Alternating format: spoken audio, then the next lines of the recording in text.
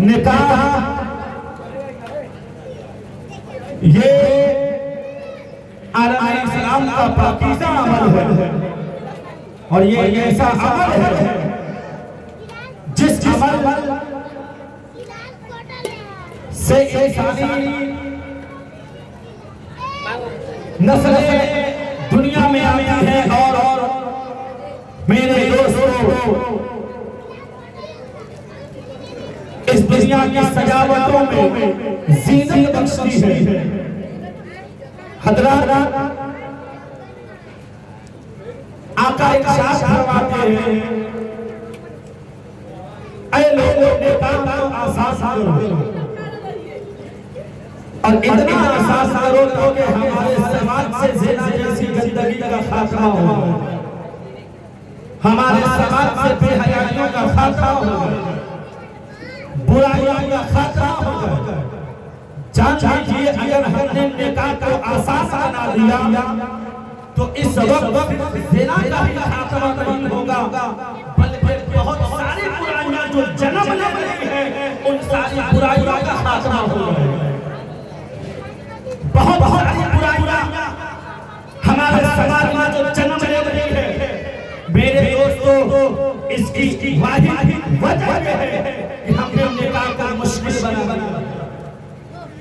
हालांकि निकाह आसान है और इतना आसान है, इतना आसान है कि जिस जगह शरीयत निकाह को आसान करके दी है, अगर उस तरह हम निकाह करेंगे तो मेरे दोस्तों हमारा पैसा ज्यादा खर्च होने वाला है। कभी हमें कर्ज में मुब्तला होने की जरूरत नहीं पड़ेगी, कभी किसी के सामने हाथ फैलाने की जरूरत नहीं पड़ेगी। शरीयत जिस तरीके से बताता है कि निकाह करो, अगर हमने उस तरीके को अपना लिया, शरीयत कहती क्या है, आप सुनते हैं और हमारे सुन्नत से निकाह को हमने ये समझा है कि निकाह के लिए बराबरी जरूरत है, जरूरी है, निकाह के लिए सलाती जरूरी है। हमने ये समझा कि निकाह के लिए पंच वालों को खाना खिलाना जरूरी है। हमने ये समझा कि निकाह के लिए मोहल्ले वालों को हिस्सा देना जरूरी है। हमने ये समझा कि निकाह के लिए फर्नीचर का इंतजाम करना जरूरी है। हमने ये समझा कि निकाह के लिए कूलर, एसी और पंखा का इंतजाम करना जरूरी है। हमने ये समझा कि निकाह के लिए जहेज का इंतजाम करना जरूरी है। हमने ये समझा कि निकाह के लिए 50,000 1 लाख रुपए का कपड़े का इंतजाम करना जरूरी है। लेकिन मेरे दोस्तों करीब करके जाओ कि निकाह कहते हैं, निकाह की हकीकत क्या है? तो हमारे सुन्नत आपको बताता है निकाह की हकीकत ये है और निकाह कहते हैं कि दो गवाह की मौजूदगी हो, मिहर के साथ इजाजत कबूल हो जाए तो निकाह हो जाता। ये असल निकाह की हकीकत है। निकाह के लिए मज़ीद किसी चीज की जरूरत नहीं पड़ती है। तो ऐ लोगों आओ निकाह को आसान बनाने की कोशिश करें और जो पैसा हम खर्च कर रहे हैं शादियों के मौके से, शादी के सालगिरह के मौके से, बच्चों की विदाई के मौके से, मेरे दोस्तों इसी तरह से हम किसी और फंक्शन पर ठेका के नाम पर, मंगनी के नाम पर जो पैसा खर्च कर रहे हैं, सारे पैसों को बचा के आओ हम अपनी नस्लों की तालीम खर्च करें। इंशाअल्लाह जब हम अपने नस्लों की तालीम खर्च करेंगे और बढ़ाने की कोशिश करेंगे तो 10 साल के बाद मुआशरे में एक इनकलाब सारी बुराइयां खत्म हो जाएगी।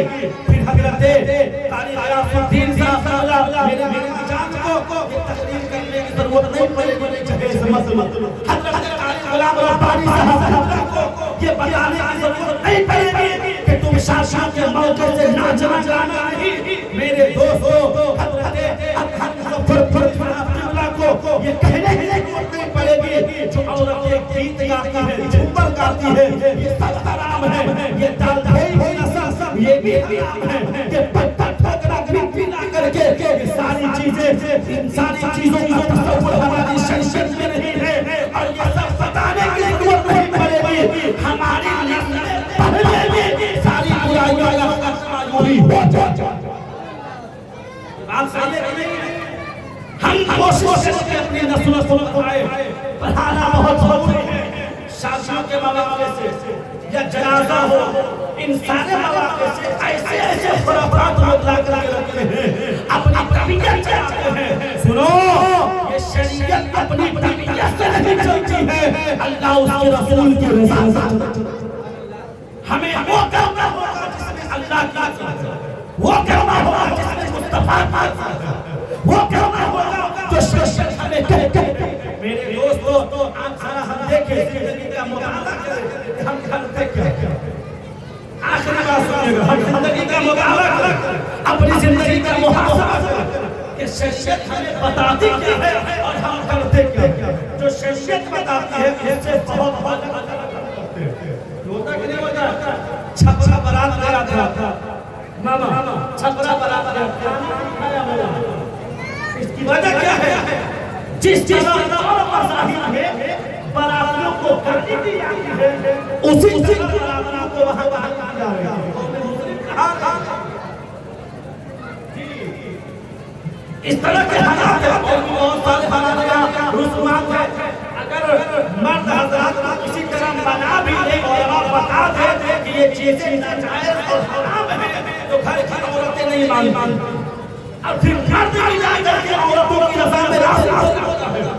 जहाँ इस्लाम कहता है ईमान वालों, इस्लाम में पूरे ये चिन चोर वाला जो हम मुसलमान वाले बैठे हैं, ये जरूरी है कि इसे पूरे ताज़ा होगा। हमने कलमा इस्लाम का पढ़ा है और अपनी तबीयत की शादी करी है। कलमा इस्लाम का पढ़ा है और तीजा के मवाक़े से जो रसूमात है या इंतकाल के दिन से लेकर तीजा तक के जो हमारे घरों की हालत होती है, ये जो मामला है ये हमारी तबीयत से है कि रोटी नहीं बन सकती है, साग नहीं बनाते, मछली नहीं बना सकते। और एक बात अभी मेरे दोस्त आम पहले है, वो मौलवी नहीं है, मेरे दोस्त उनके वाले साथ का इंतकाल हुआ। अतराफ की बात कर रहे हैं लेकिन नाम नहीं बोले, अतराफ की बात। मेरे पास फोन आया, फोन आकर कहता है कि मेरे घर सिलाई मशीन, अब सिलाई मशीन को क्या सिल सकते हैं या नहीं? हम कहेंगे बिल्कुल सिल सकते हैं। मालूम है उसने क्या कहा कि घर की औरतें कह रही हैं कि कपड़ा सिलने से मुर्दे के मुंह मेंबर शरीफ भी बोला उलमा की मौजूदगी में, मेरे दोस्तों कपड़ा सिलने से कहे मुंह खुलती है। तो मेरे दोस्तों अपनी तबीयत को चमचा कर कीजिए। ये 20वां के मौके से 40वां के मौके से आकर के साथ जो चूह निकालते हैं उनसे कहिएगा कि जब रूह निकालने का तरीका आपके पास ही है तो अल्लाह ने हमारे मौत को इसको मंजूर रखा। क्या जब रूह निकालने का तरीका आपके पास है तो अल्लाह ने हमारे मौत को ड्यूटी पर तुम रखा। आप यदि हम ये सिला कर देगा, आप रूह निकालने के लिए चल जाते, मौत निकाल करके चले गए तो अब आप घर निकाल जाइए।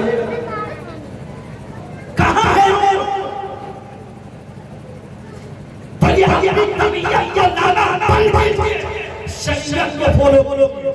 अगर देखा जाएगा तो अभी के शाह साहब है जो खाने वाले 40वां पिज़्ज़ा का खाना खाने वाले जिनको हम नेकी के लिए खिलाते हैं, उनका खिलाना तो शरीयत के हिसाब से जायज़ नहीं।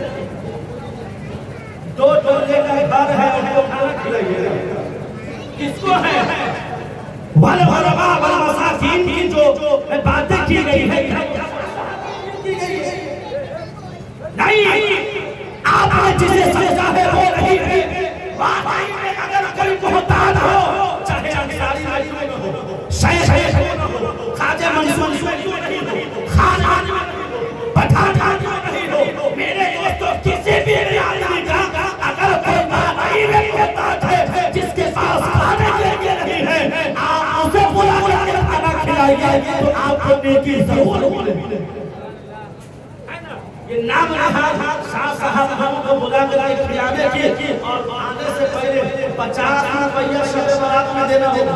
अब तो उससे 500 रुपया मामला शुरू हो गया है ना। इस तरह का खाना खिलाना आपका कोई फायदा नहीं है। इससे बेहतर है अगर मोहताज आपको नहीं मिल रहे हैं तो मदारिस के बच्चों को आप खाना खिलाइए, अपना मदरसा मजबूत करने की कोशिश कीजिए। इंशाअल्लाह जाने वाले को भी इसका फायदा मिलेगा और आपको भी इसका फायदा। सारा पैसा जो हम फालतू का बर्बाद करते हैं 1% की किसी में नहीं मिलती है। अगर इसी पैसे को बचाकर कोई मोहताज नहीं मिल रहा है, हमने मदरसों को देना शुरू कर दिया, अपने इदारों को मजबूत करना शुरू कर दिया, तो इंशाअल्लाह हमारे इदारों में हर तरह की तालीम देखने को जरूर मिलेगी। तो जो काम करना चाहिए शरीयत हमें कहती है हम वो नहीं करते। साथ ये सारे खराब हटाइए। जब तक दाल धोई नहीं होगी शादी कैसे? ये दाल धोई हराम नहीं है। औरतें बाहर आती है, घर के पास जाती है, खाती है, उसको बोली की तरह से आ जाता। और ये हराम है। जिन औरतों को बुलंद आवाज से कुरान अल्लाह रोका गया है, वो औरतें वो औरतें बाहर आकर ये झूमर गाएंगी और वो औरतें बाहर आकर बेहयाइयों का सामना करेंगी। हमारी शरीयत इसकी इजाजत देती है। जी गैर मर्द के साथ साथ जब कुरान की तिलावत की इजाजत नहीं है तो गीत की इजाजत, और गीत भी 5 गो अल्लाह के लिए, 5 गो रसूलुल्लाह के लिए। अरे हम बहुत करीब से जानते हैं 5 गो पहले अल्लाह 5 गो अल्लाह से शुरू करती है, अब 5 गो की रसूलुल्लाह से, और उसके बाद अदा करके जितने भाई है दुल्हन सबके लिए ये हालात है। और जो अल्लाह के लिए गीत का इस्तेमाल करती है इत्तेफाक से एक जगह माइक से औरतें गीत गा रही थी, मैं पूछ गया था करने के लिए, उस वक्त महफिल शुरू भी नहीं हुई थी, तो ऐसे ऐसे कलमात जिससे वो ईमान और इस्लाम से निकल तब गाने फरमाया एक वक्त आएगा इन लोग करीब क़यामत अपनी बीवी के साथ। इसकी वजह क्या है? वजह यह है कि लोग अपने कौलो फेल पर गौर नहीं करेंगे, जिसकी वजह से कभी-कभी वो इस्लाम से निकल जाएंगे। हुजूर की ये भी हदीस है कि दिन में मुसलमान रहेगा, शाम को काफिर होगा, शाम में काफिर रहेगा, सुबह मुसलमान ये मुसलमान हो जाएगा। मेरे दोस्तों ये हदीस जो है ये महानत करती है इसी बात को लेकर के हम अपनी तबीयत को जब चलाएंगे हम काफी सलामत से निकल जाएंगे। इसलिए हुजूर की अजीम सुन्नत का नाम है निकाह। मेरे दोस्तों हम निकाह को अहसन अंदाज में अमल में लाने की कोशिश करेंगे। मैं उलमा की मौजूदगी में अपने मामा जनाब नौशाद साहब से कहना चाहूँगा कि अभी यहाँ मिलाद की महफिल हुई है, इसके बाद नाच गाने की महफिल करा करके आप इसकी बरकत से महफिल मत खोलिए। इसलिए जहाँ एक बार सस्ती है बरसों रहमतों के फरिश्तों का नुज़ूल होता, बरसों, लेकिन जहाँ जांच गाना हो रहा है और निकाह को जो बरकतें यहाँ होनी चाहिए उस बरकत से आप महरूम हो जाएंगे। इसलिए नाच गाना जान लीजिए, पहलवान न माने तो पहलवान जगह में बजवा सभी अपने वरना नहीं जी तमाशा हो गया है। मेहमान के नाम पर साला की शादी है तो डीजे हम नहीं किए हैं, वो दामाद कर दिए हैं। दामाद क्यों बनाया है आपको? बहनोई कर दिया दीजिए, अपना पैसा से कर दिया। हमें कोई जरूरत नहीं है शादियों में रौनक गाना और बाबा से नहीं आया है, मुस्तफा के तरीके से तुम इस्लाम के पैरों हो, तुम हुजूर की हो। इसलिए हुजूर की उम्मत अगर हो ख्याल रखो कहीं मेरे किसी कौलो फेल है हुजूर के दिल को तकलीफ न पहुंचे। बाप को तकलीफ होती है तो तकलीफ आपको जाती है कि इस काम से मेरा बाप नाराज हो जाएगा, आप वो काम नहीं करते। बाप की जान कुर्बान, बाप की जान पे कुर्बान, तो फिर आप वहां पर ख्याल हम गाना आ जाएगा तो मदीने वाले ही सोचते हैं हम नाचेंगे तो मुस्तफा नाराज हो जाएंगे। आप यहाँ कौन ही सोचते हैं हमारी औरतें गीत गाएगी, झूमर गाएगी, हुजूर नाराज हो जाएंगे। यहाँ भी सोचने की जरूरत है और सबसे ज्यादा यही सोचने की जरूरत है। इसलिए मेरे दोस्तों इन सारे खुराफात से आप बचने की कोशिश करें। मौका मिलेगा फिर कभी बहुत सारी बातें होगी, लेकिन नौशाद मामा हम लोगों को आपने बुलाया है तो इसका जरूर ख्याल कीजिएगा और ये सारी बेहयाइयों का बुराइयों का खात्मा कीजिए। हम पंचायत करते हैं हाथ काटने के लिए, शर्म नहीं आती? कभी कभी चाय इस तरीके के शादियों के मौके से कभी सही है पंचायत करो कि शादियों के मौके से जहेज का मुतालबा नहीं होना चाहिए। कभी किसी लोगों को उठाओ कि शादियों के मौके से नाच गाना नहीं होना चाहिए। कभी सलिए भी बैठा दिया करो, थोड़ी सी बात हो गई उससे बात कर गई तो हम पंचायत चाहते हैं। हजरात मोहतरम जरूरत है कि समझने की कोशिश करो। इस्लाम कहता है ईमान वाले इस्लाम में पूरे दाखिल हो जाओ। आइए हम सब मिलकर पढ़ते हैं अस्तगफिरुल्लाह रब्बी मिन ज़ंबी व अतूबु इलैहि ला इलाहा इल्लल्लाह मुहम्मदुर रसूलुल्लाह सल्लल्लाहु अलैहि वसल्लम। अब आपके सामने सुन्नत रसूल कुल शने रिसालत हजरत हर फरफरी साहब बड़ी अच्छी आवाज है और बड़ा अच्छा लहजा है और बहुत खूबसूरत अंदाज से ये पढ़ते हैं। तो आप इनसे मुलाकात करें, हमारे मेहमान हैं तो इस्तकबाल कर लीजिए। नारे तकबीर, नारे रिसालत, मसलके आला हज़रत, फैज़ाने सरकारे सुल्तानी, शादी खाना आबादी, नारे तकबीर, नारे रिसालत, हरम के साथ नारे देखेंगे हम अपने माथे की आंखों से क्या क्या देखेंगे। अभी तो इसको हद से ज्यादा बाकी है, ये दुनिया देखेगी काबे का काबा देखेगी।